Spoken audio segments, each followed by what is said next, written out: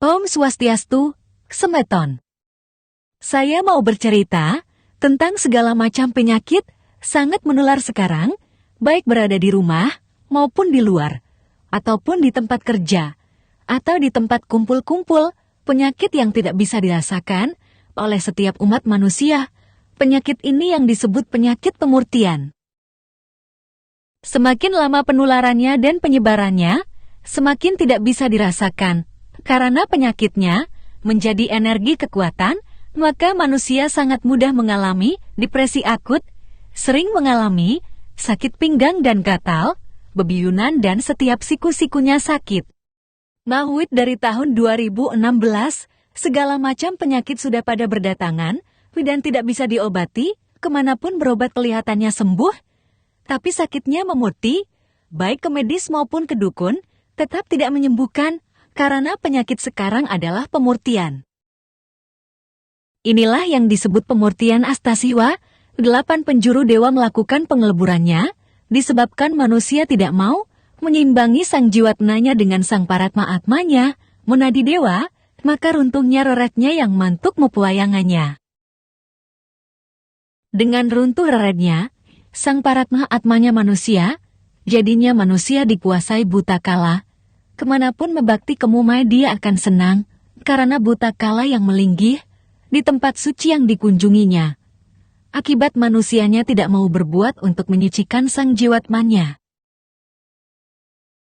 Bagi yang tidak pernah ngenteng linggih dan yang suka berzinah, sangat mudah energinya menyebarkan penyakit, kelihatannya ganteng atletis, cantik putih mulus glowing, dengan berpakaian rapi dan bersih, tapi energinya menyebarkan penyakit yang tidak dirasakannya. Tidak terkecuali, baik mereka sudah menjadi spiritual, atau sudah menjadi orang suci, atau sudah setiap saat melakukan pemujaan di tempat suci, atau penuntunan umat, kalau belum melakukan penyeimbangan sang jiwatmanya, dengan yang mantuk mepewayangan akan mudah sakit. Kalau dia kelihatannya sehat dari jasmaninya, tapi sang jiwatmanya belum seimbang, tetap energinya menyebarkan penyakit yang tidak memiliki indera keenamnya aktif. Mereka tidak akan mengetahuinya kalau mereka jujur bisa merasakan setelah ditirtin akan terasa sakit. Disinilah penyakit tidak bisa disembuhkan oleh siapapun sekarang, karena inilah waktunya tiba, pengeleburan pembersihan bumi dari tahun 2016 sampai dengan 2054. Kalau di kehidupan manusia energinya mengeluarkan penyakit, percuma hidup hanya mengejar kebahagiaan saja. Tidak pernah peduli sama yang manumadi dirinya, membutuhkan penebusan-penebusannya. Dengan menyeimbangi sang jiwatmanya dan sang paratma-atmanya, jadinya dewa tidak bisa melindungi sentanannya. Buta kala sudah menyatu dengan sang jiwatmanya. Apabila spiritual mengobati pasiennya, dengan anugerah kesaktiannya saja, badannya akan menampung semua penyakit pasiennya. Kalau penyakit sudah menumpuk di badannya akan menular ke pasien yang lainnya lagi, maka kalau diobatin terus ke dukun, sakitnya akan memurti. Jadinya yang berobat, di badannya ngemu ulah tikah. Setelah berobat ke spiritual, kelihatan sembuh tapi energinya menularkan penyakit. Sangat sulit akan dikembalikan ke energi normal. Setiap saat di keluarga akan ada yang sering masuk rumah sakit. Itulah energi pemurtian sekarang, harap berhati-hati, karena penyakit sekarang tidak bisa disembuhkan. Hanya yang sakit yang bisa mengobati dirinya sendiri, dengan kembali ke titik nol, kembali ke jati dirinya, siapa diriku, harus tahu dirinya sendiri, berasal dari tingkatan dewanya.